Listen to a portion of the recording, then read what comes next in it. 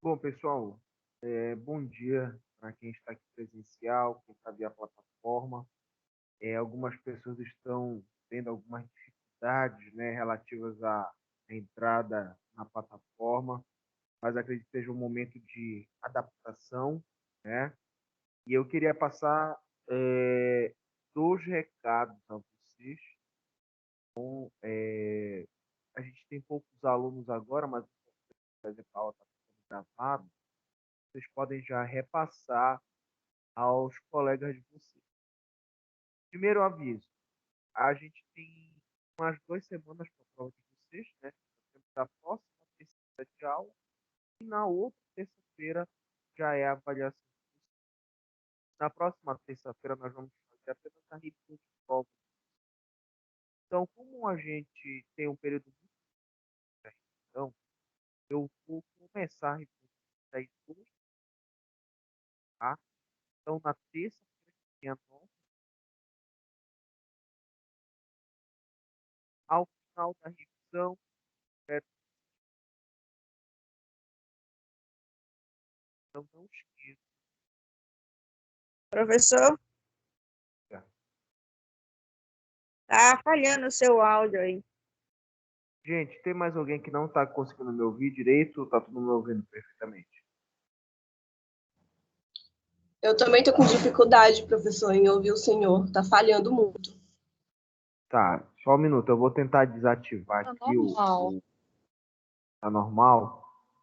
Eu vou tentar botar vocês aqui no mudo. E aí. Peraí. Acho que já tá todo mundo. Isso, já tá todo mundo. E aí, qualquer coisa, vocês podem ligar e falar diretamente, tá bom? Bom, gente, deixa eu até ver se está no máximo aqui o áudio. Tá no máximo já. Então, só relembrando a vocês, semana que vem, nossa revisão, às 8 horas da manhã, tá? Na terça-feira. E na outra semana, já é a prova de vocês, tá? Esse final de semana, eu tento enviar logo, se a representante quiser me mandar uma mensagem, eu confirmo os conteúdos, mas basicamente é quase tudo que a gente viu até aqui, tá bom? Hoje, o nosso conteúdo de hoje, ele já é o conteúdo para a segunda avaliação, tá? Ele não é nenhum conteúdo que vai cair agora, né, nesse primeiro momento. É importante falar sobre isso, porque como a gente tem muito conteúdo programático, né, a cada dia a gente vê algo praticamente diferente, é importante a gente poder dividir esses dois momentos, tá bom? Eu vou espelhar aqui a tela de vocês.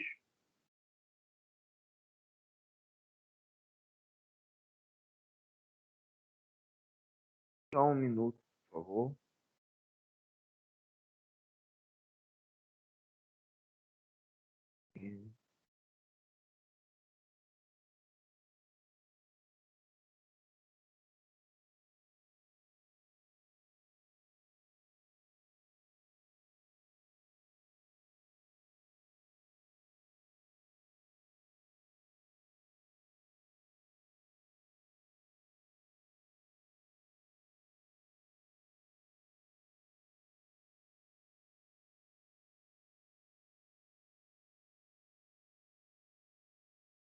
Gente, vocês estão conseguindo ver os slides, sim ou não?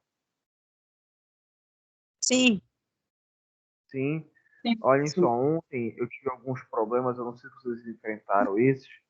Quando eu passava o slide aqui no computador, não estava passando necessariamente para vocês, para os alunos que eu estava, né? Não sei se isso já aconteceu com vocês ontem, mas eu sempre vou estar confirmando se os slides estão passando ou não, tá? Eu peço a vocês só um pouco de paciência que a gente vai se adaptando melhor à plataforma, tá? Então, olhem só, praticamente, não vou dizer que é só esse, mas praticamente, nosso conteúdo de segunda avaliação vai ser só NR, só norma regulamentadora. As normas regulamentadoras, elas são extensivas, né? São documentos grandes, só que o que nós vamos fazer aqui não é ler na íntegra, que a legislação Professor, fala. Oi, diga. o slide ele tá cortado na tela aqui pela metade. Tá? Vai até É, nós regula. tá, eu vou só fechar e reabrir aqui novamente para ver se aparece, tá? Qualquer coisa você aguarda. Quando eu passar o outro, eu acho que regula, tá bom? E aí, olhem só, gente, é importante a gente falar sobre isso, porque tem pessoas que pensam hoje, vocês, outras pessoas que trabalham na área, fazer concurso, por exemplo, para ser fiscal da Cefa, para trabalhar na SESMA, dentro da parte de vigilância em saúde do trabalhador, vigilância em saúde. E o conhecimento das normas regulamentadoras é muito importante para o desenvolvimento desse trabalho, né? As normas regulamentadoras nada mais são que um conjunto, né, de normativas que auxiliam o fiscal, o trabalhador, o empregador, por exemplo, a exercer todas as características positivas no ambiente de trabalho. Então, olha, vamos dar um exemplo por alto, tá? Eu tenho uma empresa aqui, nessa empresa eu tenho 30 funcionários. Quantos sanitários eu preciso ter no banheiro para tudo isso de funcionário? A NR fala sobre isso, né? Ah, eu tenho funcionário que trabalha a carga horária de 8 horas por dia, tenho 50 funcionários. Eu preciso ter vestiário no meu de trabalho? Então, a NR vai nos ajudar a caracterizar isso. Por quê?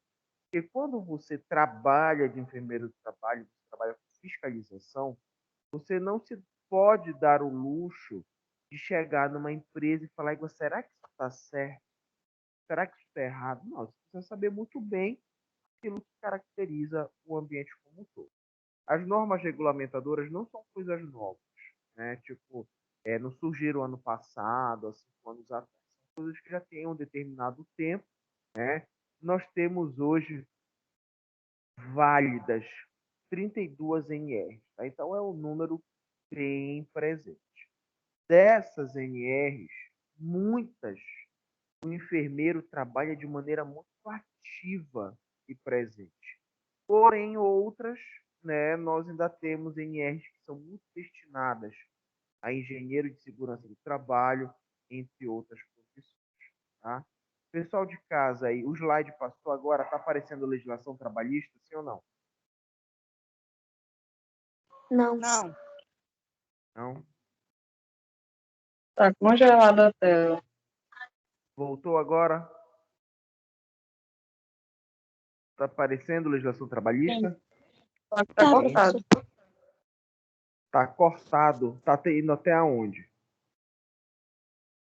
até norma regula. Aí Regular. daí para baixo não tá aparecendo nada, né? Não. Peraí.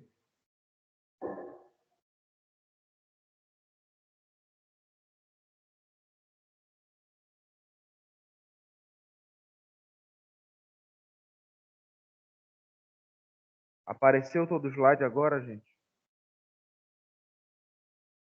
Quase tudo, professor. Falta só um pouquinho.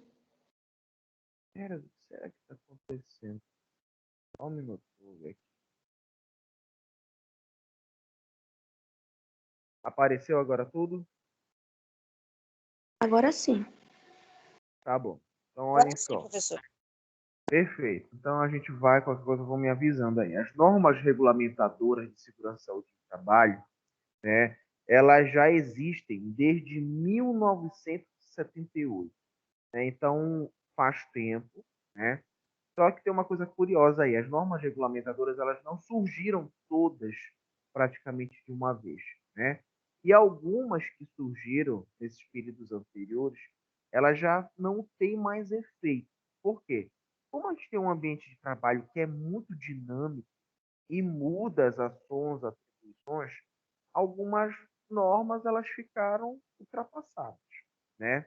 As normas regulamentadoras, elas são previstas no capítulo 5 da CLT. O que é a CLT?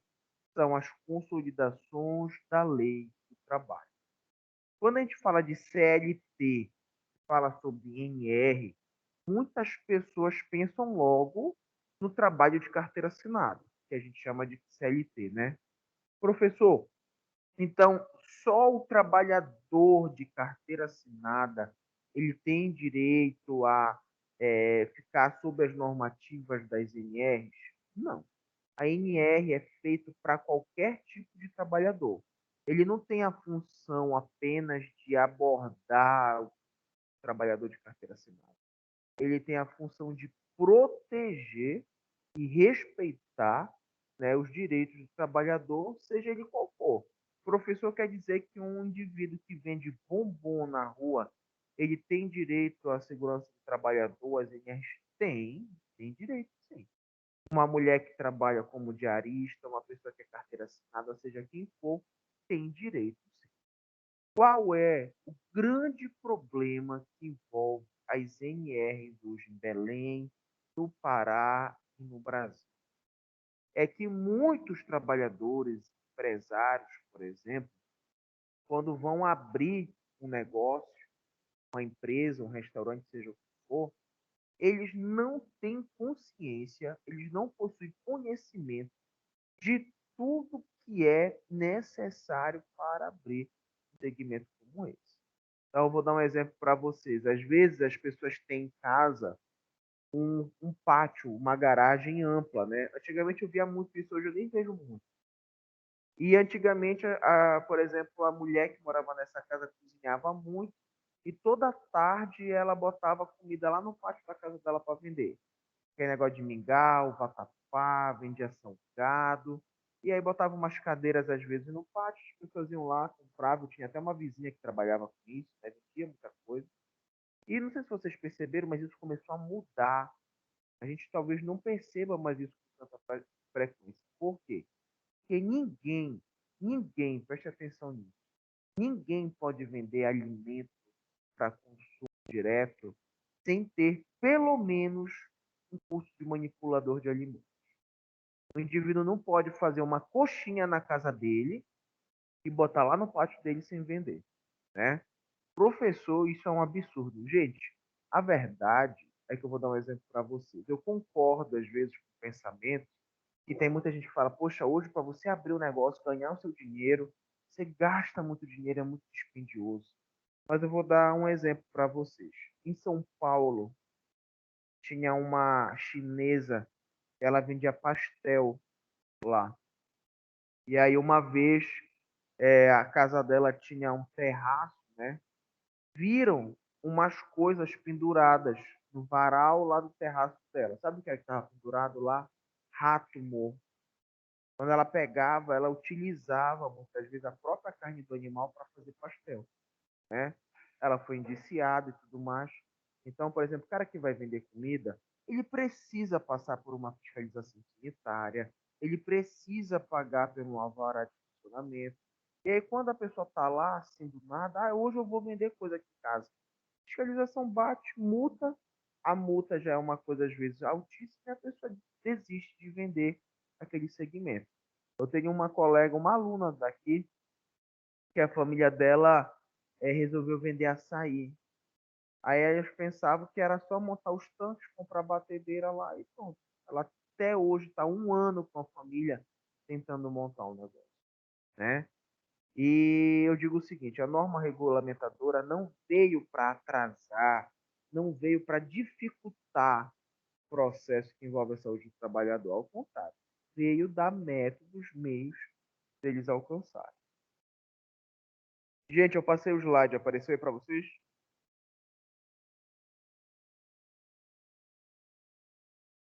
Não, Peraí. agora. Tá. Então, gente, olhem só, esse aqui é o site do Ministério do Trabalho, né? E por que eu estou mostrando o site do Ministério do Trabalho para vocês? É porque quando vocês tiverem interesse de baixar na íntegra todos esses documentos relacionados às normas regulamentadoras, o local é esse. Vocês entram no Ministério do Trabalho, entram na parte de legislação e vocês conseguem ter acesso a todos esses documentos, tá? Vou logo passar para o slide que nos interessa, que é a respeito, né, da NR1. Vocês estão conseguindo ver o slide da NR1?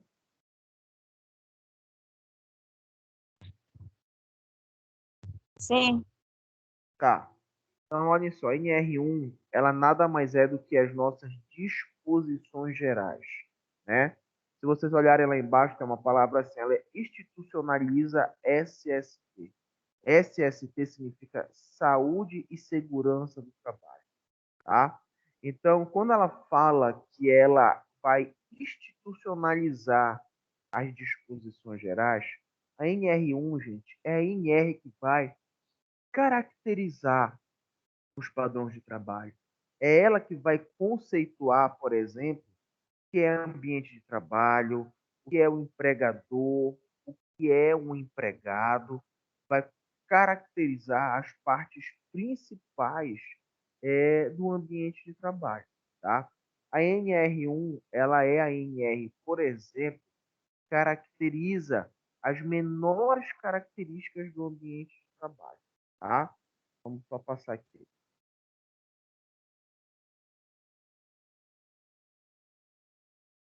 Então, olha só, nas disposições gerais, o que é que a NR1 estabelece? Ela estabelece o campo de aplicação, ou seja, todos os locais de trabalho submetidos à CLT, comércio, indústria, transporte e outros, tá? Deixa claro que as empresas não só devem cumprir as NRs, mas também as disposições legais, estaduais e municipais, mas ressaltando que as regras da CLT sempre se sobreporão. O que é que ele quis dizer aí? Olhem só. A CLT, ela é uma normativa federal. Isso significa dizer que ela tem que ser utilizada em todo o território nacional, tá? O município de Belém, assim como o estado do Pará, eles possuem autonomia para criar suas próprias leis. Porém, as leis federais sempre são sobrepostas às leis estaduais. Como assim? Vou dar um exemplo para vocês.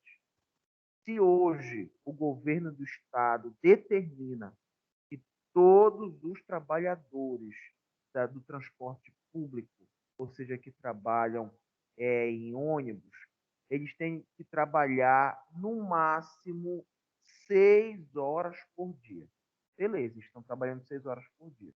Se a lei federal, se vier uma normativa que diz que eles precisam trabalhar apenas 4 horas por dia, eles só vão trabalhar 4 horas por dia. O Estado, ele não pode sobrepor leis que interfiram diretamente numa lei federal, tá? Por exemplo, vocês sabem que isso é básico. Na legislação, nós não podemos cometer o homicídio. Se aqui no Pará o Helder determina que, em caso de raiva absoluta, você pode matar alguém. Não interessa. A lei estadual, você pode até ficar livre, mas o advogado vai buscar a legislação federal e vai enquadrar vocês dentro dessa característica. Isso é importante da gente saber, porque muitas empresas hoje aqui no Pará, em Belém, eles abrem normativa, eles abrem empresas e ficam atentos apenas a normativas municipais, muitas vezes, e deixam de avaliar se isso é compatível com o que o governo federal pede. Aí vocês podem pensar assim, mas professor, coisa desorganizada. Por que o município, o Estado e o governo federal não pensam então igualmente? Não fazem uma legislação igual? Questão política, gente, né? Às vezes o município faz uma coisa, o governo federal depois modifica. O governo municipal faz uma coisa, o governo do estado muitas vezes modifica. Habitualmente, não é uma regra, o estado costuma dar ao município a autonomia da sua legislação.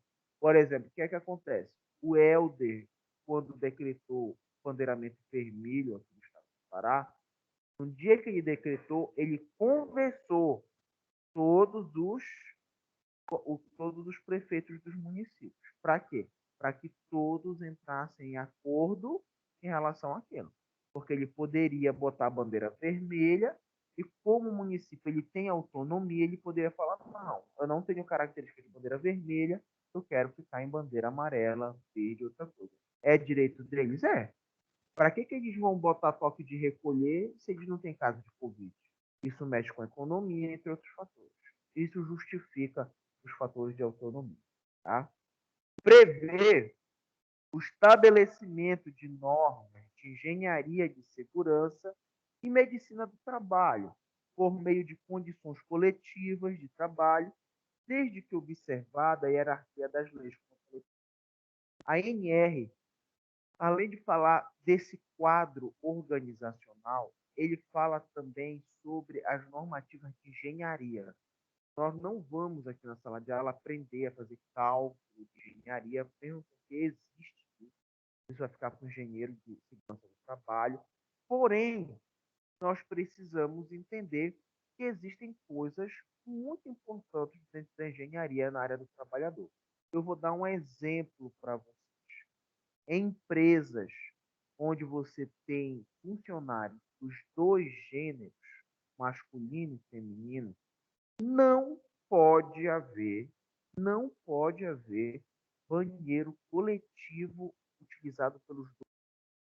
Professor, mas deixa eu lhe falar uma coisa. Aqui na minha empresa tem 30 funcionários.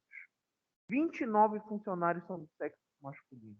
Só tem uma mulher do sexo feminino. Bora deixar um banheiro? Não. Banheiro, a partir da presença dos dois sexos, é preciso ter dois banheiros. A gente vê isso por aí? Mas quando? Você vai numa loja qualquer no comércio, o banheiro dos funcionários é o mesmo. É uma porta de madeira, um vaso, uma pia lá. Usa homem, mulher, até cliente usa. Né? Isso não é correto. Ah, professor, mas ninguém bateu aqui para falar sobre isso. Graças a Deus. Porque vocês podem ter certeza que o dia que um fiscal com conhecimento específico bater e atentar a isso, ele vai chamar a atenção de vocês. Não é motivo para multar, mas vai ser pedido para que seja feita uma normativa aí. Tá bom? Um minuto, gente, que eu vou passar. Bom, continuando no próximo slide. Ainda sobre disposições gerais. O que é que a NR1 também faz? Ela conceitua quem é empregador, quem é empregado, o que é empresa, estabelecimento, setor, canteiro de obra, posto de trabalho e local de trabalho. Gente, isso daí é uma coisa que às vezes a gente, olhando rápido, assim, imagina que é praticamente a mesma coisa, né? Então, por exemplo, eu vou usar o meu exemplo, tá? Eu sou professor, então olhem só. Dentro desse exemplo, quem é o empregador? O empregador é aquele que te oferece o trabalho.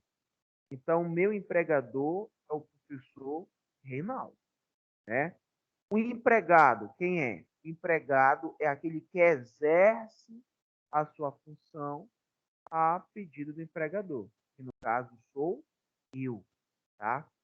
A empresa é a qual eu presto o meu serviço. Qual é a empresa que eu trabalho?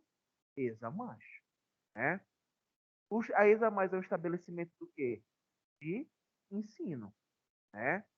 E qual é o meu setor? Eu trabalho na área da docência. Por exemplo, o indivíduo que trabalha na biblioteca, empregador é o professor Reinaldo, empregado é ele, a empresa é a ESA+, o estabelecimento é de ensino, mas o seu setor já é a parte administrativa da biblioteca, tá? Isso, gente, parece ser besteira, mas isso é muito importante porque quando você vai para a Justiça do Trabalho, principalmente atrás dos seus direitos trabalhistas, essa caracterização ela é muito importante. Por quê? Porque o setor de trabalho ele tem que caracterizar muito bem o que você faz. Então, eu vou dar um exemplo para vocês. Eu aqui eu estou contratado no meu setor na área de ensino. Estou trabalhando como professor. Se agora, por exemplo, a professora Elisângela me chama e fala, por exemplo, assim, professor, o senhor foi convocado, nós vamos lhe mandar amanhã para a campanha de vacinação da Covid-19 com os alunos. O senhor vai lá para a aldeia Cabana. Vai todo mundo administrar vacina. Beleza. Quando eu chego lá, tem cada aluno num posto de saúde, lá e eu estou em outro. Nós estamos em uma relação de docência-aluno? Não. Porque está todo mundo isolado, eu não estou acompanhando o aluno, eu não estou ensinando um processo. Eu não estou dentro da minha característica de professor. Aí o que é que acontece? Se amanhã, por exemplo, e isso tem acontecido muito em 2021, eu chamo até a atenção de vocês, se amanhã eu entro em exposição com um paciente comprovadamente infectado por Covid, eu adoeço de Covid-19, isso é considerado acidente de trabalho. Tanto que desde o final de 2020, a Covid-19 entrou dentro da conceituação de acidente de trabalho. Porque você está se expondo graças ao quê? A uma condição de trabalho. E o pior de tudo é que seria uma condição que não é relativa ao meu trabalho. Eu não deveria estar exposto àquela situação, mas infelizmente adoeci. Outro, estabelece os deveres da empresa. Gente, o principal dever da empresa é assegurar a saúde do trabalhador. O segundo direito primordial de uma empresa, sabe qual é? É o salário. Certo? Eu pergunto para vocês, uma pessoa que trabalha de carteira assinada, ela pode ganhar menos do que um salário mínimo? Sim ou não? O que é que tu acha, meu amigo? Não. Não, não pode ganhar menos do que um salário mínimo. Mas se vocês conhecerem alguém que ganha um salário mínimo, se vocês pegarem o contra-cheque dessa pessoa, vocês vão perceber que ela não ganha um salário mínimo. Ela ganha menos do que isso. Por quê? Porque todo o trabalhador formal, ele possui descontos na sua folha trabalhista. Eu pergunto para você, gente, isso é certo fazer ou não? Vocês acham que o trabalhador está certo ser descontado aquele valor, muitas vezes, de INSS, de FGTS, do imposto de renda retido na fonte? Olha que coisa curiosa. Tudo depende do valor que você recebe salarialmente. Existem alguns descontos que não tem obrigatoriedade. Vocês já viram falar em desconto sindical, né? Alguns contra-cheques vêm com desconto sindical. Desde 2019, 2018, o trabalhador ele deve escolher se ele quer o desconto sindical no seu contra-cheque ou não. Ou a convenção no maior número de pessoas naquela empresa decide. Então, se aqui tem 5 funcionários e 3 escolhem por desconto, vai provavelmente descontar de todo mundo, tá? É um desconto certo apenas nesses casos. FGTS, INSS e imposto de renda retido na fonte são descontos obrigatórios. Nós não temos como retirar. Dependendo do salário, alguns não têm imposto de renda retido na fonte. Em compensação, outros. Só para vocês terem ideia, uma pessoa que ganha hoje bruto uma média de 5 mil a 6 mil reais, a média de desconto no salário é de 1.000 a 1.500 reais. Ou seja, ao invés de você ganhar 6 mil reais, você vai ganhar 4 mil só de desconto. Tem gente que enche a boca para falar o seguinte, professor, isso é um absurdo. Eu tenho um desconto absurdo no meu salário. Concordo com vocês, é um valor muito alto. Porém, não esqueçam que ao mesmo tempo que o empregador de vocês tira uma parte do salário, ele está pagando outro salário praticamente inteiro para vocês se aposentarem dentro daquela margem salarial, né? Lembrem-se que todo final do ano vocês têm direito a 13º. Quando vocês tiram férias, vocês precisam receber o salário mais 1/3 do valor. né? Quando vocês são mandados embora, vocês têm direito ao auxílio-desemprego. Ou seja, existem outros direitos que são muito importantes favorecidos pela NR. Tá? A NR1 também, no ponto 6, cria as obrigações do trabalhador. Isso significa dizer que não é apenas a empresa que precisa respeitar os direitos, fazer tudo aquilo.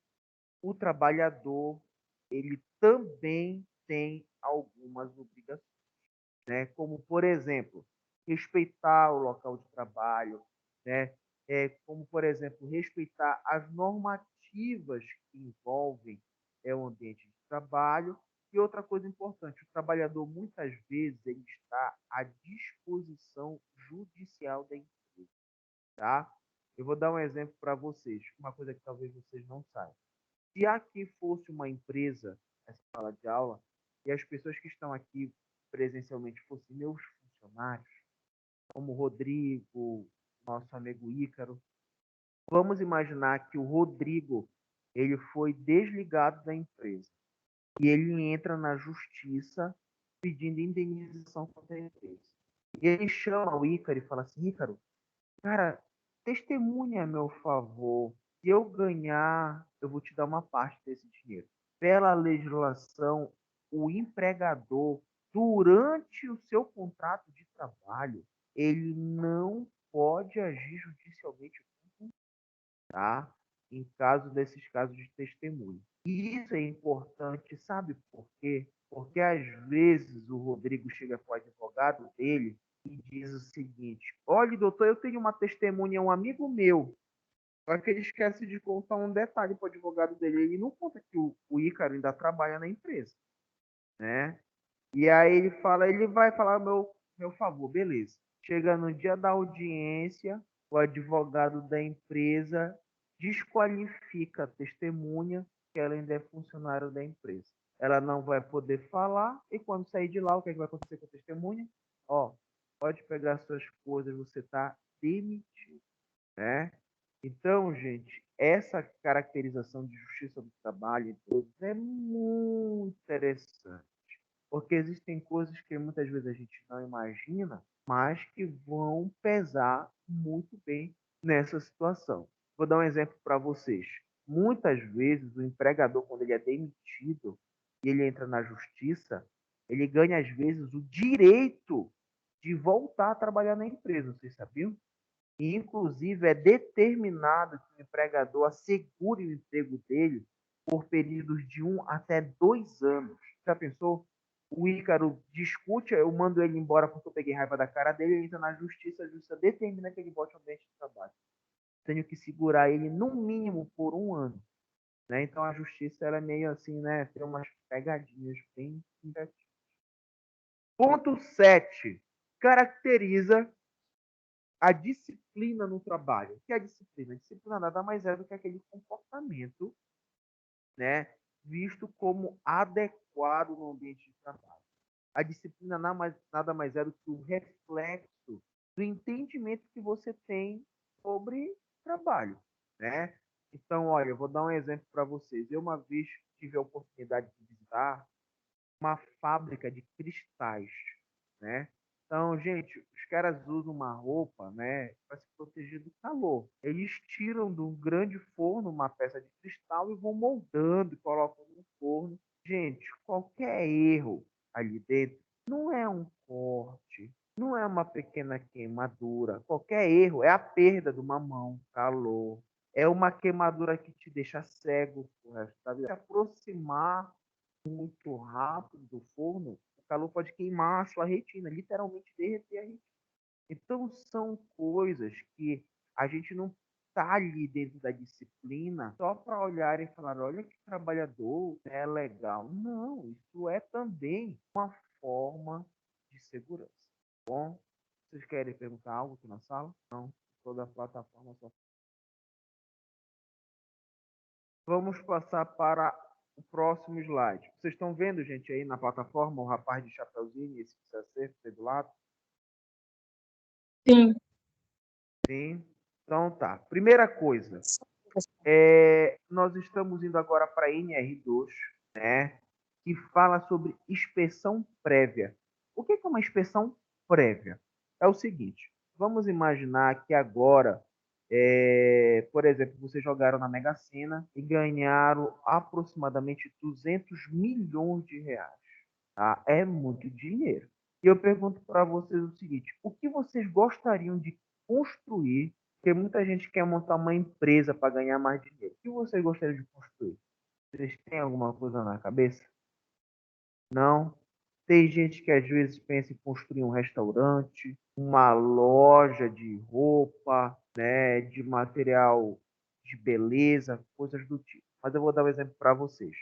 Vamos imaginar que agora eu comprei um terreno, por mais que ele seja pequeno, né, e eu quero construir na área uma loja de material de construção, tá? Primeira coisa importante para entender é que eu não posso simplesmente chamar o mestre de obras e falar, olha, faz uma parede aqui, faz uma porta aqui, faz uma janela aqui e tudo mais. Por que eu não posso fazer isso? Porque dependendo do tipo de empresa e do número de funcionários, eu preciso ter uma saída de emergência. Se eu vou lidar diretamente com o público, eu preciso ter tal característica. Então, olha só, gente, a primeira coisa que se faz é contratar um arquiteto, projetar o espaço e você submete esse projeto à prefeitura. E a prefeitura, junto com o Corpo de Bombeiros, autoriza a obra. Vocês já viram um canteiro de obra, uma casa, um mercado, uma loja que está o quê? Obra licenciada. Vocês dificilmente vão ver um local que não tem esse aviso ou esse certificado, porque isso é uma obrigatoriedade. Vou dar outro exemplo para vocês. Quando vocês constroem as casas onde eles moram, também é preciso haver a fiscalização do CREA, que é o Conselho Regional de Engenharia e Arquitetura. Vou dar um exemplo para vocês. Vocês já fizeram reforma na casa de vocês? Sim ou não? Não? Já subiram, por exemplo, um segundo andar, fizeram uma laje, aumentaram o quintal, aumentaram dos quartos ou coisas do tipo? Só para vocês terem ideia, até esse tipo de obra é preciso haver a fiscalização do CREA. Então, se hoje o CREA bate na casa de vocês e há 5 anos atrás só tinha um andar e agora tem 2 andares, o CREA pode determinar que vocês quebrem todo o segundo andar por falta de cálculo estrutural, de característica de engenharia aceitável. Isso é um problema, gente, porque em Belém quase todo mundo faz isso. Ó, vou aumentar minha casa, vou construir uma laje, vou fazer isso, vou fazer aquilo. E o CREA, logicamente, que é um órgão muito pequeno perante a tudo, mas ele está fiscalizando por aí, né? A minha esposa trabalha com fiscalização de arquitetura, né? Então, eu vou dar só um exemplo para vocês. Entre nós aqui, ela foi fiscalizar a casa de um prefeito de desses municípios da área metropolitana de Belém, e ele construiu, né, ele tem um lote num conjunto residencial, ele simplesmente fez uma viga a 35 centímetros dentro do terreno ao lado do dele. A casa estava montada em cima da viga. Sabe o que é que foi determinado para ele? O senhor vai ter que tirar essa viga daí. Só que a minha casa está apoiada em cima da viga. Então o senhor vai ter que quebrar a casa toda, tirar a viga e reconstruir a casa. Sabe o que foi que o prefeito fez? Ele comprou o terreno do lado, né? Então o cara tem dinheiro para fazer uma coisa como essa. Aí ele comprou o terreno do lado e fez tudo de garagem, né? Então eu digo para vocês o seguinte: as pessoas quando podem fazer uma coisa como essa é uma coisa. Agora tu imagina o cara que tem uma condição financeira bem menor e precisa fazer uma obra lá, leva a vida toda para fazer uma obra e o CREA pede para destruir. Isso, gente, parece exagero. Mas sabe o que é que acontece? Evita essas tragédias que a gente vê. Como aconteceu em Fortaleza, não sei se vocês lembram, uns 3 anos atrás, daquele prédio caiu, né? Então, gente, a fiscalização, ela é obrigatória, tá? Então, como está aí no primeiro ponto, solicitar inspeção ao órgão competente. É trabalhoso, é dispendioso, mas é necessário. Gente, será que tem muita gente que suborna esses órgãos para abrir mais rápido? Com certeza. Vocês lembram da história da Boate Kiss? Boate Kiss, os bombeiros foram lá e fizeram o quê? Não, tá aí, pode funcionar, tá aí o aval, cheio de coisa errada, e eles conseguiram funcionar. Será que todo local é assim? Não. Mas, gente, tem muitos locais que funcionam dessa forma. Bom? Outro, a empresa pode encaminhar ao órgão competente a declaração das suas instalações, que poderá ser acatado ou não, né? Ó, eu vou dar um exemplo para vocês. Vamos dar um exemplo. Vamos imaginar que eu quero comprar, por exemplo, a FAMAS. Eu vou comprar esse banco Basa que tem aqui na frente e vou comprar a Companhia Atlética. Olha o tamanho do terreno que eu vou comprar. Inclusive, eu vou acabar com essas transversais que cortam esses três prédios. E eu vou criar aqui um novo cemitério em Belém. Porque aí fica mais central, as pessoas não precisam ir para Marituba. Eu vou fazer o Recanto da Dó, né? E eu pergunto para vocês, eu tenho dinheiro para construir isso? Eu vou mandar para os órgãos competentes, mas eu posso fazer isso, gente? O que é que vocês acham? Sim ou não? Posso fazer isso? Posso derrubar tudo e criar um cemitério aí? Por que não? Hã? Porque eu vou dar um exemplo para vocês, só para vocês entenderem. Dentro das nossas normativas, se fala que nós não podemos construir cemitério nem áreas de dejeto perto de lençóis freáticos especiais e nem áreas urbanas de excesso de população. Então, eu não posso criar um cemitério no meio da DOC. Professor, mas por que tem um cemitério da Soledade ali na Gentil? Porque aquilo foi construído, gente, em 1800 e alguma coisa. A gente não está falando de hoje em dia. E hoje em dia o cemitério da Soledade ele é tombado e não pode ser destruído nem movimentado, né? Então, é importante a gente falar sobre isso, gente, porque tem gente que às vezes tem uma ideia de mirabolante. Professor, eu quero criar porco. Vou comprar isso aqui tudo e vou fazer um curral de porco. Não pode, né? Então, para tudo existe normativa. Por que eu digo isso para vocês? Porque tem gente que às vezes tem um dinheirinho guardado, é tudo o que tem, investe, ou a justiça fecha. Falta de informação, tá? Outra coisa importante. As empresas poderão submeter previamente os projetos de construção e instalações para apreciação, né? Eu vou dizer uma coisa para vocês. Hoje, na área da construção, e a gente está falando ainda da inspeção da NR2, os arquitetos, eles projetam o que eles querem. Então, se eu quiser desenhar um edifício de 200 andares, todo espelhado, eu posso fazer isso. Cabe ao engenheiro fazer o cálculo estrutural e levantar esse negócio do chão, né? Só que o que é que acontece? Tudo existe um porém. Eu vou dar um exemplo para vocês. Vamos imaginar que agora eu vou construir um galpão onde eu vou guardar madeira. Pô, gente, galpão não tem segredo, né? É um negócio aqui, aqui, aqui, pronto, fechou. Preciso de uma parede aqui, coisas do tipo. Então, o galpão é praticamente um retângulo perfeito. E aí a gente pensa o seguinte, vai trabalhar gente lá dentro direto? Vai, movimentando madeira. Beleza. Esse galpão, ele pode ter telha de amianto? Sim ou não? Não. Né? Esse galpão, ele tem quantos metros quadrados? Tantos. Ele precisa de quantos ventiladores de exaustão? Tantos. Por que eu digo isso para vocês? Porque vocês vão trabalhar com isso caso vocês queiram ir para a saúde do trabalhador.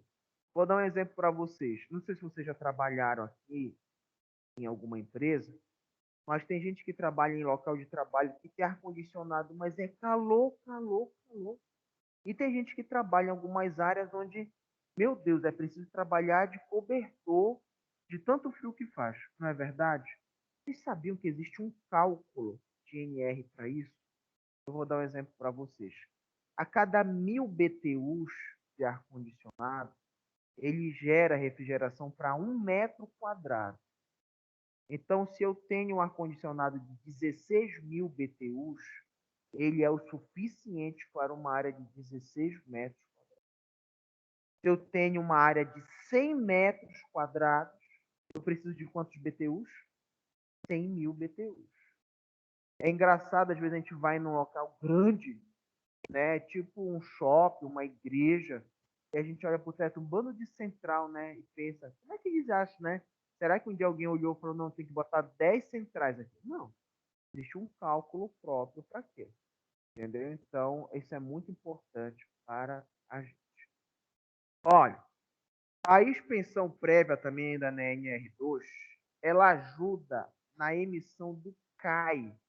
O que é o CAI? O CAI, ele é o certificado, né, de aprovação de instalações. O CAI nada mais é do que aquele famoso documento que nós encontramos autorizando você a construção, né, de algo. Vou dar um exemplo para vocês. Um exemplo da zona urbana é posto de gasolina. A construção de um posto de gasolina é uma das construções de área urbana que mais requer aprovação e estudo. Sabe por quê? Porque o combustível é um elemento extremamente perigoso e ele contamina o solo. Aí eu vou dar um exemplo para vocês, aqui perto da Examar.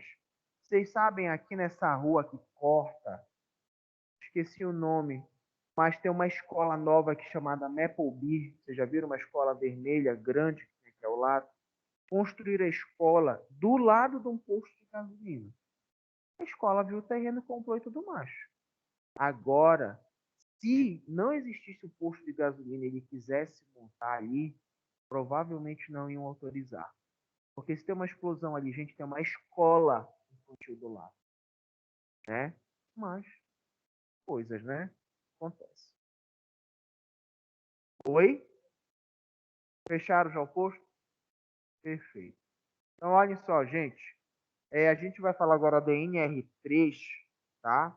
Eu acho... Gente, o pessoal de casa tá aparecendo o slide aí, sim ou não?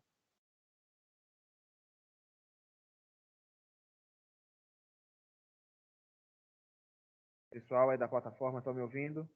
Sim. Sim, perfeito. Então, olhem só. A NR3, ela fala a respeito, bom dia, do que nós chamamos de embargos e interdição, né? O que é importante a gente saber sobre essa questão de embargo e interdição? Isso nada mais é do que o direito que nós temos, né, de poder fechar ou interditar qualquer área direta onde possa haver o exercício de trabalho. Só tem dois tipos de exercícios que vocês podem fazer que podem levar vocês ao direito de fazer isso. Primeiro, fazer um concurso para a SESMA e trabalhar com vigilância em saúde, principalmente a vigilância do trabalhador. E outro é fazer um concurso da Cefa, né, que é a Secretaria da Fazenda. Vocês já ouviram falar no concurso para auditor da Cefa? Eu acho que eu já até comentei isso com vocês. Gente, o salário inicial eu acho que deve estar mais do que 20 mil reais, né? O salário precisa ser alto, por quê? Porque, meu amigo, se você botar um salário de R$ 1.000, ele é facilmente corrompível. O cara chegar lá e falar, eu te dou 50 mil reais, deixa isso funcionar. Né? E acontecem situações como essa. Vou passar o slide aqui, gente. Olhem só. O embargo interdição, ele vai se basear dentro de uma coisa muito importante. O que é essa coisa? O risco grave e iminente. Por exemplo, toda condição ambiental de trabalho que possa causar acidente de trabalho ou doença ocupacional. Vamos dar um exemplo aqui de risco grave ou iminente. Vamos imaginar aquelas pessoas que trabalham em andaime, né? Constrói aqui um andaime, o cara põe um andaime de praticamente 15 metros de altura, ele não usa nenhum cordão, né? Ele não trabalha com nenhum EPI, ele trabalha com uma empresa. O que é que a gente faz? A gente pode suspender as atividades dessa empresa. E a gente dá 30 dias para ela apresentar um plano de ação, os EPIs e todas as normativas. O que é interdição? A interdição, ela é a paralisação total ou parcial do estabelecimento de um setor, serviço, máquina ou equipamento, tá? O que é essa paralisação total ou parcial? Eu sempre gosto de trazer exemplo de supermercado porque é o mais famoso que a gente tem. Vamos imaginar que você chega lá no ambiente de trabalho, lá no líder, por exemplo, e lá na parte do açougue, vocês percebem que o trabalhador, ele trabalha com a câmera frigorífica aberta, né? E aí ele trabalha com aquilo aberto, fica submetido a temperaturas baixíssimas, e a máquina que eles usam para moer a carne, ela já está desregulada e o dispositivo de segurança não funciona. Inclusive, tem um trabalhador que perdeu até o dedo lá. Gente, não tem condições desse setor ficar aberto. Eu pergunto para vocês, é preciso fechar todo o líder da DOCA por causa disso? Não. Eu vou fechar a área de açougue. Isso é comum ou é muito difícil de acontecer, gente? O que é que vocês acham? Gente, isso é infinitamente mais comum do que todo mundo imagina nessa sala. Muitas vezes você vai ao supermercado e pode perceber que algumas áreas não estão em funcionamento. Vou dar um exemplo para vocês. Às vezes você chega no líder, estou dando um exemplo, nunca vi lá. Mas às vezes você chega no líder, a parte que vende galeto não está funcionando. Às vezes tu chega em um supermercado menor, a parte de queijo não está funcionando. Sabe por quê? Porque a área está lacrada. Correto é a área ser identificada ao público que está interditada por tal motivo. Mas só, o que é que os caras do supermercado fazem? Deixam isso escondido para que não haja divulgação daquela informação. Posso fechar o líder todo por alguma coisa importante? Posso. O que é que vocês acham que é um risco grave que poderia fazer eu fechar o líder inteiro da DOCA? Se nem a pandemia fechou, o que é que poderia fechar? Estrutura? Perfeito. Outro exemplo, alguma coisa dentro do líder, sem ser estrutural. O que é que vocês acham?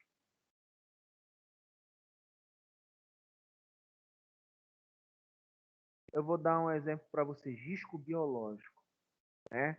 Então, imaginem só vocês que há uma proliferação de ratos dentro do líder. Eu posso fazer uma desratização com o funcionário lá dentro? Não. Eu posso fazer uma desratização com o público lá dentro? Não. Né? E aí eu vou dar um exemplo para vocês. Se agora a gente fosse fazer uma fiscalização lá e a gente encontrasse um trabalhador trabalhando em uma área comum junto com outros ratos, o líder ia ser multado com toda certeza. Independente dele dar uma vassourada e matar o rato agora, isso não interessa. Independente do líder e agora fechar e falar, seu Adilson, nós estamos fechando o supermercado agora e a empresa está chegando para ele, vai ser multado. Porque nada anula o presente momento em que o fiscal visualiza o problema. Ele pode destruir o líder, construir de novo, contratar 50 gatos para comer rato. Não interessa. Ele vai ser multado. Tá?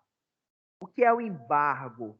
Embargo, ele é uma palavra que lembra muito a gente interdição. Porém, o embargo só é utilizado para obras.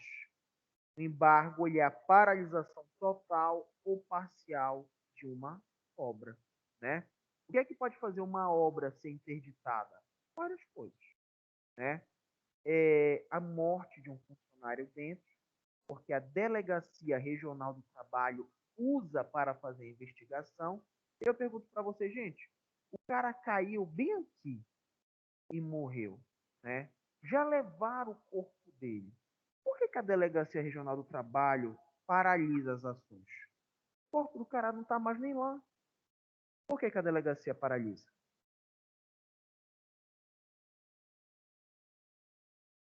Certo.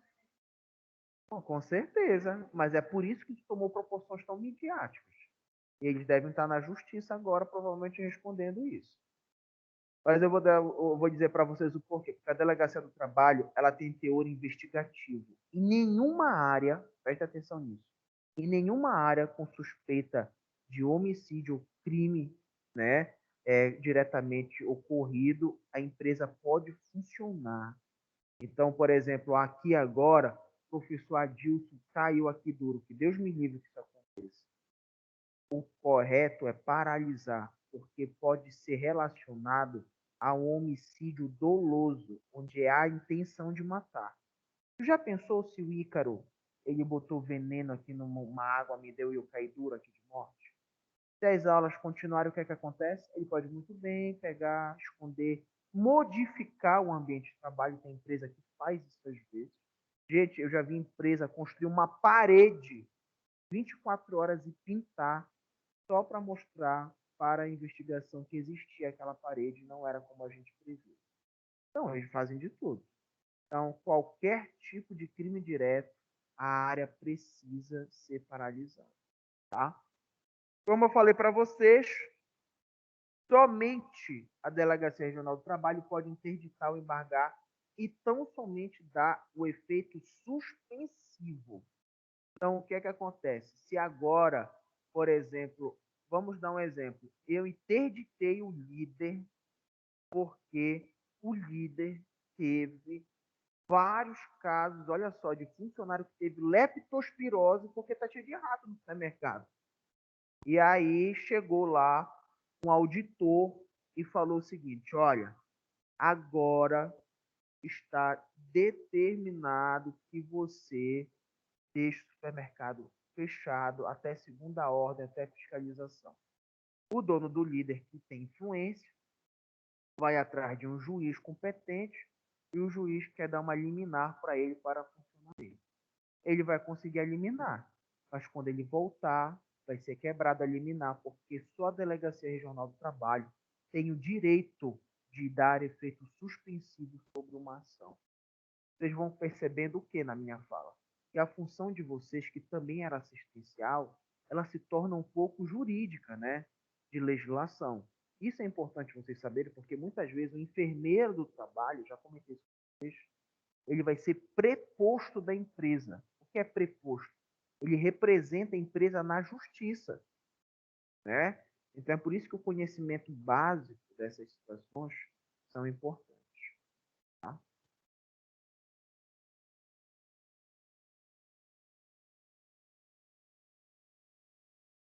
Bom, gente, passei o slide aqui.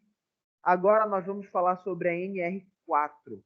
A NR4 fala sobre o Serviço Especializado de Engenharia e Segurança e Medicina. Ela é uma NR onde o enfermeiro trabalha diretamente, né? Por que tem essa palavra em vermelho escrito estrutura?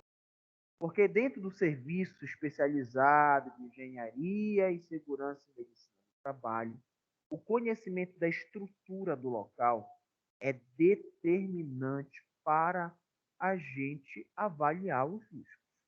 Lembrem-se que eu já falei para vocês que nós não podemos avaliar os riscos apenas no achismo. Nós precisamos presenciar aquele ambiente de trabalho para pensar sobre isso.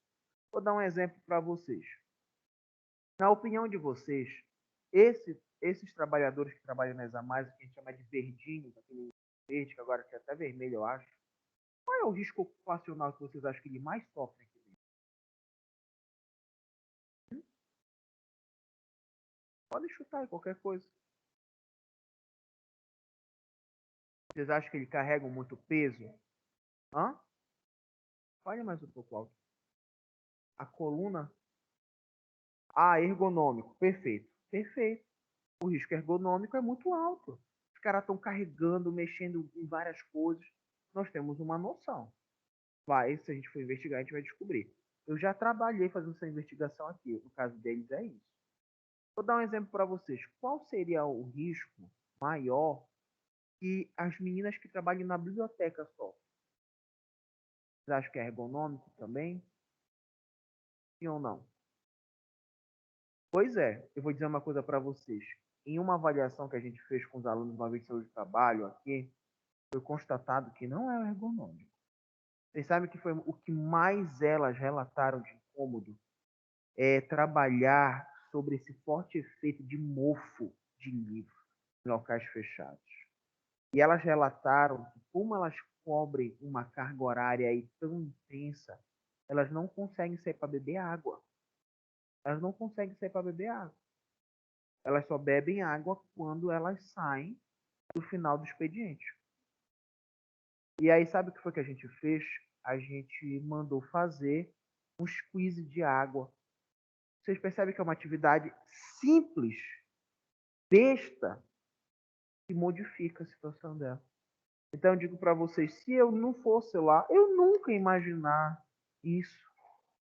É por isso que conhecer um ambiente de trabalho é importante para a gente ser mais assertivo nas nossas medidas de prevenção. Tá? Bom, ainda falando aqui sobre a nossa NR4, que é o serviço especializado, ela vai determinar a obrigatoriedade, SESMIT, que é o nosso serviço especializado da Engenharia e Segurança e Medicina do Trabalho. Ela vai fazer a caracterização, a formação dos serviços. E dessa forma, fazer a gradação de riscos. Risco 1, risco 2, risco 3, ou seja, dos ambientes mais perigosos, ao menos perigosos. Ela vai também, deu soluço, vai definir os profissionais e as suas providências dentro do ambiente de trabalho. Então, gente, olhem só, vamos dar um exemplo aqui. Nós temos exames ocupacionais que são obrigatórios, a gente já falou sobre isso. Exame periódico, exame admissional, demissional. Mas vamos imaginar, por exemplo, que, um exemplo qualquer, que o Ícaro, ele trabalha aqui no Hospital de Clínicas, lá na parte da psiquiatria. Tá bom. Ele recebe uma periculosidade, né, que é por exercer capacidade de perigo, e a cada 1 ano ele vai fazer um exame periódico, né? O exame periódico dele, por ele ser enfermeiro, é baseado muitas vezes em risco ergonômico, risco biológico. Eu pergunto para vocês, como é que será que está a cabeça do Ícaro, né? Ver tanta gente adoecendo mentalmente. Será que isso mexe com ele? Será que não? Né? Eu vi um filme dia desses que fala sobre a loucura, né? E ele mostrou a história de um jovem que foi para ele foi atrás de uma mulher no hospício. Olha que coisa interessante. A mulher fugiu do hospício, encontrou com ele em um bar, eles tiveram relação e ele ficou apaixonado por ela. E ela foi recapturada e foi levada para o hospício. Ele chegou para a diretora do hospício e pediu para ser internado, de tanto paixão que ele estava por ela. Eles internaram ela. E ele tinha uma visão muito Foi um filme, não foi, preconceituosa. professor? Foi um filme, tinha uma visão muito Na Netflix. preconceituosa sobre aqueles que moravam lá dentro. E ele conheceu um homem que ajudou muito ele lá dentro e que ele tinha o direito de ver a filha uma vez por mês, durante 10 minutos. E no decorrer do filme, a mulher disse que ela não ia mais levar a filha para ele ver, porque ele era considerado perigoso. E ele sempre tratou ela muito bem. Aquilo atingiu ele de uma maneira muito subjetiva. Eu digo para vocês, às vezes o subjetivo, ele não é valorizado dentro do SESMIT. E talvez vocês, como futuros profissionais, tenham um olhar muito mais cuidadoso para essa situação. Porque ver morte todo dia, a gente não fica normal, gente. Ver pessoas sofrendo de esquizofrenia todo dia, não deixa a gente muito bem. Pô, Põe um cara lá no Big Brother, 2 meses, a galera sai surtada de lá, né? Imagina trabalhar há anos perante isso. Bom, gente, eu estou fechando aqui o slide porque aparece para eles melhor assim, tá? E refazer. Bom, nossa NR5, né? A gente vai tentar fazer uma média de 12 NRs por dia, né? Estamos chegando aí na metade, praticamente. Nossa NR5, ela fala sobre a Comissão Interna de Prevenção de Acidentes. É o que nós chamamos de CIPA, né? A CIPA, gente, ela é uma comissão formada por profissionais escolhidos pelo empregador, ou seja, o dono da empresa muitas vezes, e pelos trabalhadores. Eles têm a função de avaliar, fiscalizar e ajudar o trabalhador dentro dessa normativa. Se a gente for prestar atenção nessa imagem, olha o que está acontecendo. Os membros da CIPA, que estão de chapéu verde e azul, estão chegando no ambiente de trabalho e tem um operário preso ali entre as engrenagens da máquina, né? O que é que o empregador que está de terno preto está querendo fazer? Ele está querendo esconder essa situação da CIPA. Sabe por quê? Porque empregador e empregado muitas vezes tem medo da CIPA, porque acha que a CIPA ela tem a função punitiva. Por exemplo, fulano está sem o cinturão de proteção, manda ele embora. Ciclano está se abaixando errado, manda ele embora.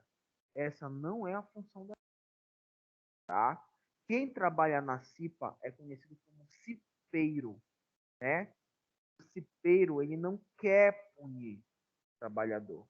Ele quer apenas ajudá-lo a adotar um comportamento saudável. Agora, gente, eu vou dizer uma coisa para vocês. Quem é cipeiro ganha o direito de manter o seu trabalho em até 2 anos, se não for despedido por justa causa. Diga alguma coisa? Por até 2 anos. Isso às vezes sobe a cabeça das pessoas. E acredito que eles não podem ser mandados por nada e acabam exigindo muito do direito deles. Isso não dá certo e muitas vezes eles são demitidos. Tá bom? Outro, diga. Entendi. A NR significa norma regulamentadora. Hoje em dia nós temos aproximadamente 32 a 36 NRs. Elas são todas as normativas do ambiente de trabalho, desde a construção, normas de engenharia, até normas de segurança diretamente. A gente está percebendo, eu estava falando para o pessoal, que as nossas NRs vão ser praticamente todo o nosso conteúdo de segunda avaliação. É tudo que vai regularizar o ambiente de trabalho, mas do ponto de vista de legislação, lei, normativa. Bom? Perfeito. E aí, gente, o que é que acontece? Essa NR, né, que prevê a CIPA, ela é uma das NRs mais respeitadas dentro do ambiente de trabalho. Então, vocês vão perceber, né, é um número muito alto de empresas que, por exemplo, trabalham respeitando essa característica. Bom?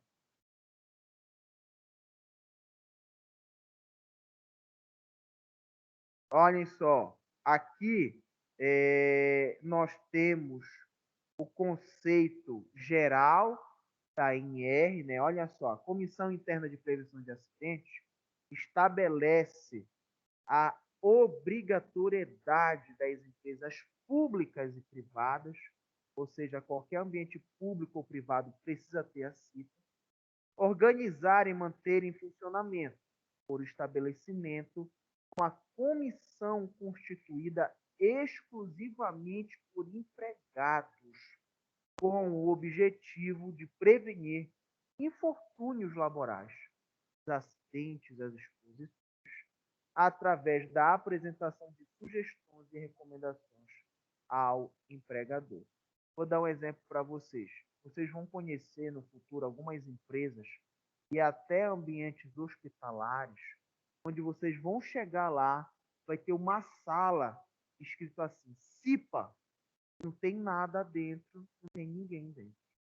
Então, muitas pessoas têm a estruturação direta do que é CIPA, mas ela não é atuante, infelizmente, tá? Só passar aqui os slide, gente.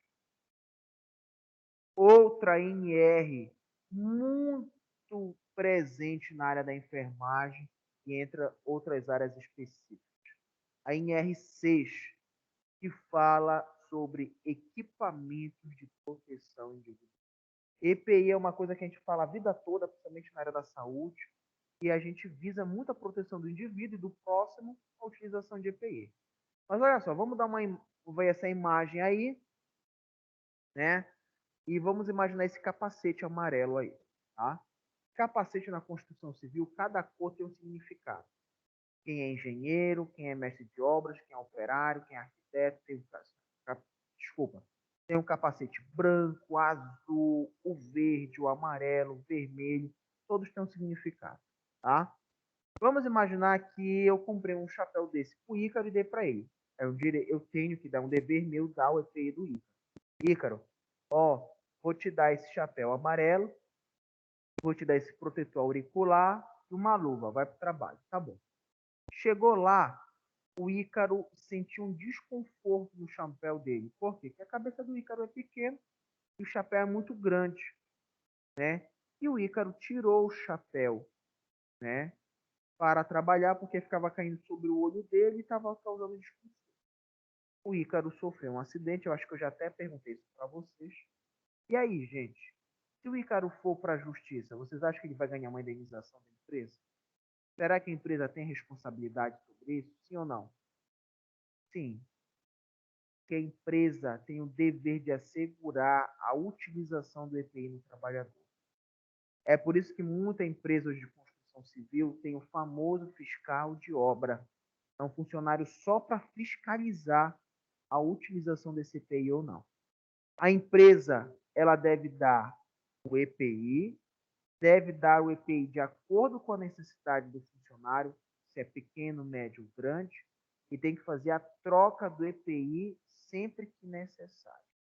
Ou através da data de validade do EPI, ou pelo desgaste do produto.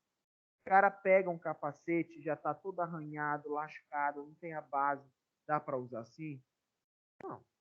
Vocês já viram um chapéu desse de perto?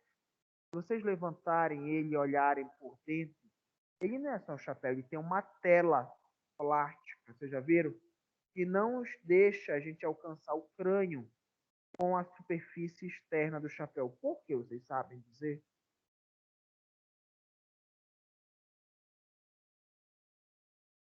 Porque se cair uma pedra de 10 quilos na cabeça dele, a estrutura de plástico amortece na cabeça. Se ele tivesse com o chapéu colado, impacto e superfície rígida, leva a essa seleção mais rápida de qualquer material, né? Então, é só um exemplo para vocês terem noção.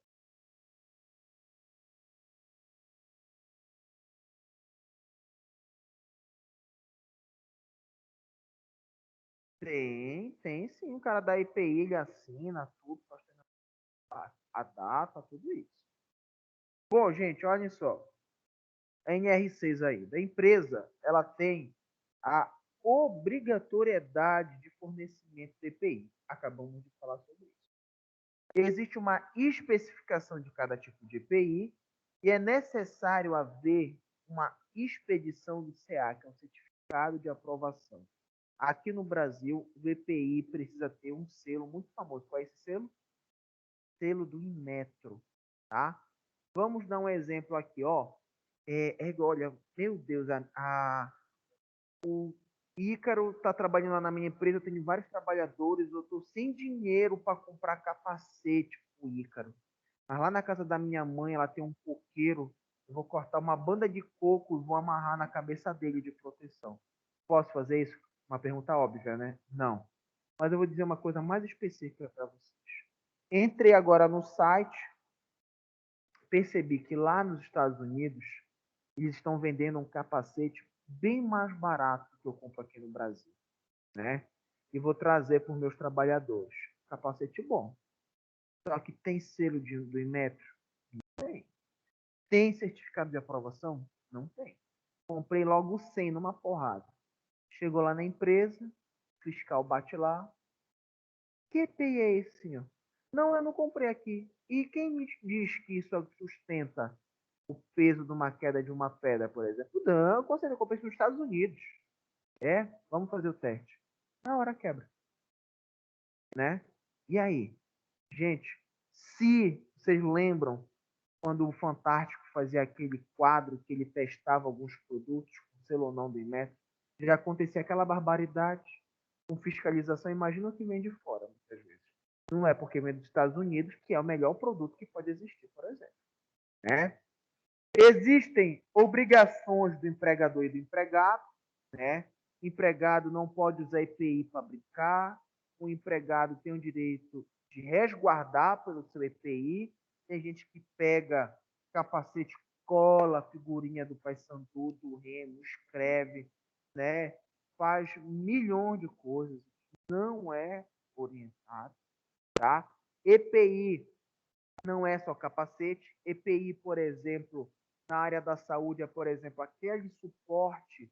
Quando a gente aplica um injetável, a gente fecha sobre a agulha.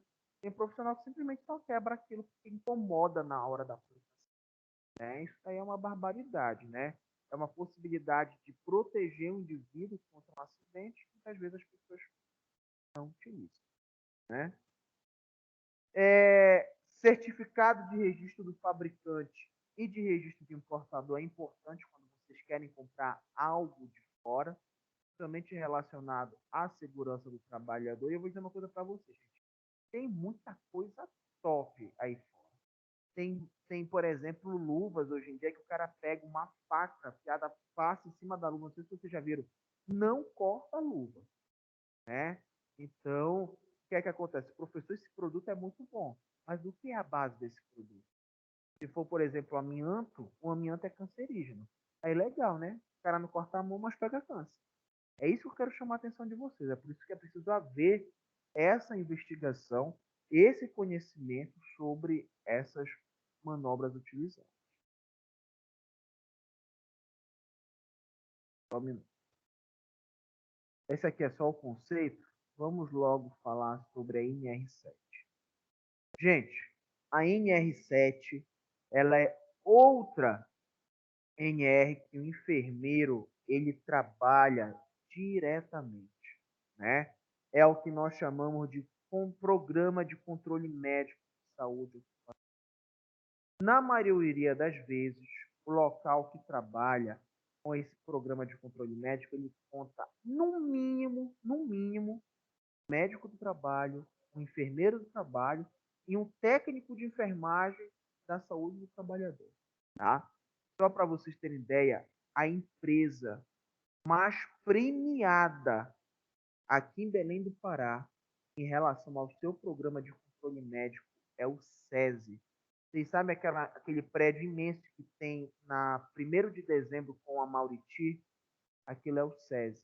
Eles são os maiores vencedores dentro da categoria de segurança do trabalho.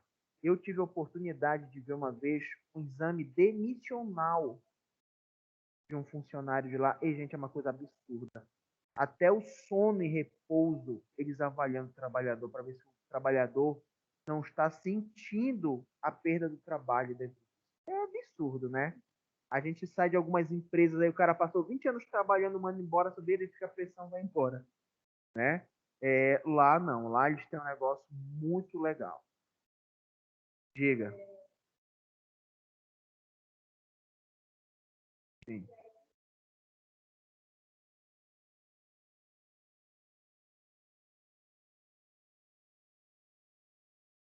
Ah, claro, lógico. Para a gente ver, né, a eficiência, entre aspas, desse processo. Vontade. Bom, olhem só, existe uma responsabilidade do empregador, né, e as competências do médico coordenador. É dentro dessa NR7, que hoje nós podemos encaixar o que nós chamamos dos exames médicos do trabalhador. Exame admissional, periódico, retorno do trabalho, mudança de função e demissional. Diga. Foi o ASO? Foi, é o atestado de saúde ocupacional. A gente pega o ASO quando a gente vai fazer esses testes. Sim.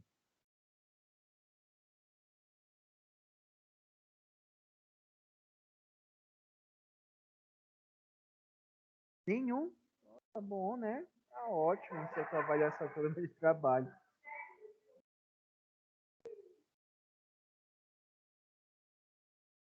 Pois é, mas olha, gente, dentro desses exames médicos, a gente já até falou sobre isso, acho que na uma aula anterior, uma aula retrasada, sobre esses exames, mas tem uma coisa importante para vocês saberem. Quando vocês forem trabalhar dentro desse programa, o exame hoje que é feito de maneira mais incorreta é o admissional e o demissional, né? Principalmente o admissional. Por que que a gente tem um grande problema com o admissional? É porque o trabalhador, como está com ânsia de ter a vaga de trabalho, ele tenta mascarar tudo muitas vezes. Tem dor, o cara tá com o dedo pendurado. Não, não sinto nada. Ele tem 5 hérnias de disco. Não, eu consigo me abaixar, não sinto nada. Vou dizer uma coisa para vocês. Médico do trabalho, enfermeiro do trabalho, preenche esse documento somente escutando o trabalhador, ele é doido.